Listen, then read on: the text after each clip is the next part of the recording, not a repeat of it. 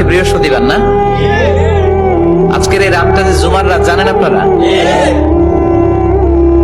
আমরা বাংলাদেশে মনে করি জুমার দিন শেষে যে রাতটা, ওইটা মনে হয় জুমার রাত। আসলে ওইটা শনিবারের রাত।